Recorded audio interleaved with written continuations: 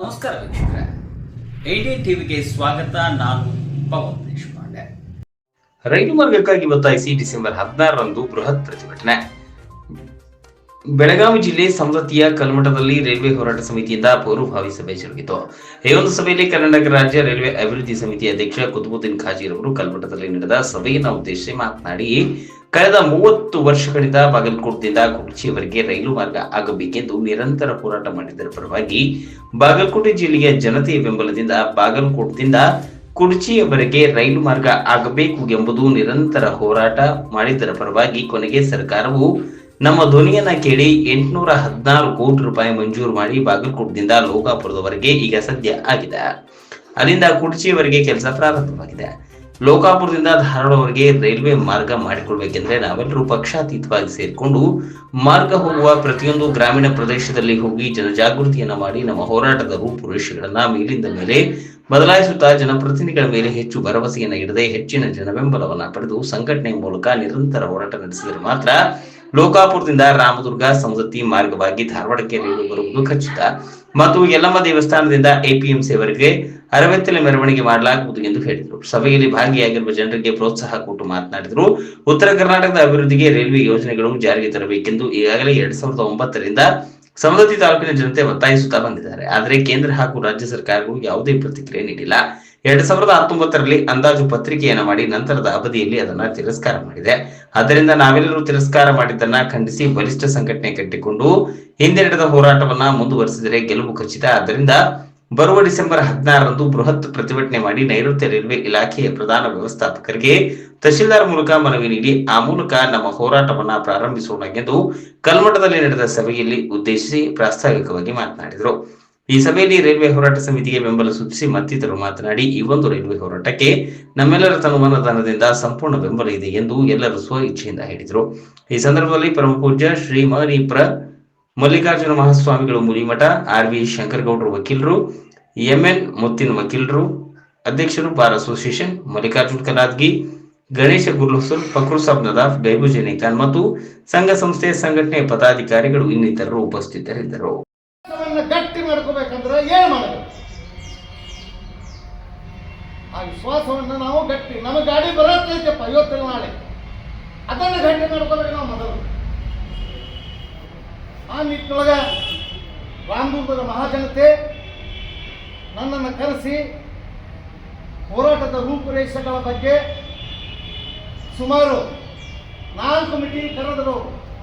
ಇಡೀ ಊರು ಬಜಾರ್ದವರು, ಮಾರ್ಕೆಟ್ದವರು, ವ್ಯಾಪಾರಸ್ಥರು, ಬಿಜೆಪಿ ಅವರು, ಕಾಂಗ್ರೆಸ್ನವರು, JDSನವರು, ರಕ್ಷಣಾ ವೇದಿಕೆ ಅವರು, ದಲಿತ ಸಂಘರ್ಷ ಸಮಿತಿ ಅವರು ಇತ್ಯಾದಿ ಇತ್ಯಾದಿ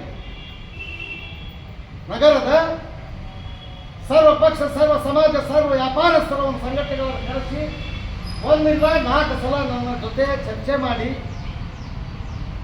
ಹೋರಾಟದ ರೂಪುರೇಷೆಗಳ ಏನು ಮಾಡಬೇಕು ಇವೆಲ್ಲ ವಿಚಾರ ಮಾಡಿದಾಗ ನಾ ಹೇಳಿದೆ, ನನ್ನ ಮಾತಿಗೆ ಅವರು ಒಪ್ಕೊಂಡ್ರು.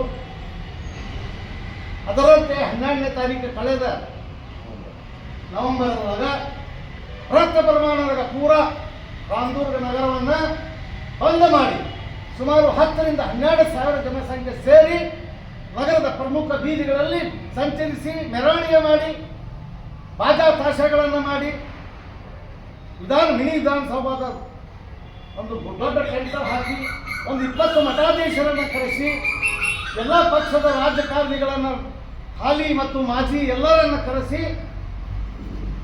ಒಂದು ಪ್ರಭಾವ ಬೀರಿದ ಪರಿಣಾಮವಾಗಿ ಅವರು ಮಾಡಿದ್ದಕ್ಕೆ ಪ್ರಾಥಮಿಕ ಹೋರಾಟದ ಒಂದು ಹಂತ. ನಾನು ಸವಾಲು ಹಾಕ್ತೀನಿ, ಅವ್ರು ಕೊಂಡ ಹಾಕಿದ್ರು ನಾ ಹೆದರಲ್ಲ. ಕುತುಬುದ್ದೀನ್ ಕಾಜಿ ನನ್ನ ಹೆಸರು. ರಾಜಮನೆತನದಿಂದ ಹುಟ್ಟು ಬಂದವ ಕಾಜಿ, ಬುದಾಳ ಗ್ರಾಮದವ. ನ್ಯಾಯಕ್ಕಾಗಿ ಪ್ರಾಣ ತ್ಯಾಗಕ್ಕೂ ಸಿದ್ಧ. ಆ ನಿಟ್ಟಿನೊಳಗ ವೇದಿಕೆ ಮೇಲೆ ಆಸೀನಂತ ಎಲ್ಲ ಹಿರಿಯರಿಗೆ ಹೇಳ್ತೀನಿ, ಆ ಕಾಲ ಇಲ್ಲಿ ಬಂದಿತ್ತು. ಸಾರ್ವಜನಿಕ ಆಸ್ತಿ ಪಾಸ್ತಿಗೆ ನುಕ್ಸಾನ ಮಾಡುವಂತ ಹೋರಾಟ ನನ್ನದಲ್ಲ. ಜನರಿಗೆ ತೊಂದರೆ ಕೊಟ್ಟು ಹೋರಾಟ ಮಾಡಿ ಏನಾರ ಪಡ್ಕೊಳ್ಳುವಂತ ಜವಾಮಾನ ನಂದು ಅಲ್ಲ, ನಾ ಮಾಡೋದಿಲ್ಲ. ಮಹಾತ್ಮ ಗಾಂಧೀಜಿಯವರ ಪವಿತ್ರ ಶಾಂತಿ ಮತ್ತು ಅಹಿಂಸೆಯಿಂದ ಹೋರಾಟ ನಡೆಸಿ ಕಾನೂನಾತ್ಮಕವಾಗಿ ಅಂಬೇಡ್ಕರ್ ಕಾನೂನಕ್ಕೆ ಅಡಿಯಲ್ಲಿ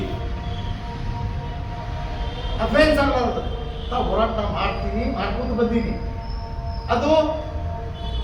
ಅದರ ಬಗ್ಗೆ ನಾವು ಪ್ರಾಯ ತೋರಿಸ್ಬೇಕಂದ್ರೆ ನೂರಾರು ಮಠಾಧೀಶಗಳು ನಮ್ಮ ಹೋರಾಟಕ್ಕೆ ಬೆಂಬಲ ಮಾಡ್ತಾರೆ, ನಮ್ಗೆ ಸಾಥ್ ಕೊಡ್ತಾರೆ. ಆ ನಿಟ್ಟಿನೊಳಗೆ ಈ ಶಕ್ತಿ, ಈ ನಿಮ್ಮ ಶಕ್ತಿ ಏನದಲ್ಲ ಉಪಯೋಗ ಆಗಿರ್ತದೆ. ಈಗ ಈ ಯೋಜನೆ 2017-18 ಹಿಂದಕ್ಕೆ ಒಂದು ಹೋರಾಟ ಆಗಿತ್ತು.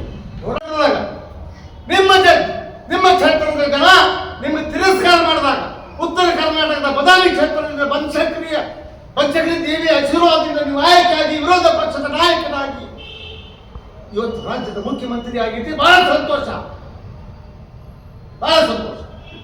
ಆದ್ರೆ ಆ ಸಂತೋಷಕ್ಕೆ ತಕ್ಕಂತೆ ಆ ಜನರ ಉಪಕಾರ ತೀರಿಸುವ ಕರ್ತವ್ಯ ಕೂಡ ನಿಮ್ಮದು. ಸುವರ್ಣಸೌಧದೊಳಗೆ ಸಭೆ ನಡೆಸಾಕತ್ತೀರಿ. ಬನಶಂಕರಿ ಬೇರೆ ಇಲ್ಲ, ಎಲ್ಲಮ್ಮ ಬೇರೆ ಇಲ್ಲ, ಕಾಳಮ್ಮ ಬೇರೆ ಇಲ್ಲ. 3 ಮಂದಿ ಅಕ್ಕ ತಂಗಿಯರು ಅವರ ಒಂದು ಉಪಕಾರ ತೀರಿಸುವ ಕಾಲ ಬಂದಿದೆ. ಆ ಉಪಕಾರ ಈ ರೇಣೆ ಮಾಡಲಿಕ್ಕೆ ಜಮೀನು ಕೊಡ್ತೀನಿ ಅಂತ ಹೇಳ್ಬಿಟ್ಟು ಮುಖ್ಯಮಂತ್ರಿಯವರು ಹೇಳಾಕತ್ತೀರಿ.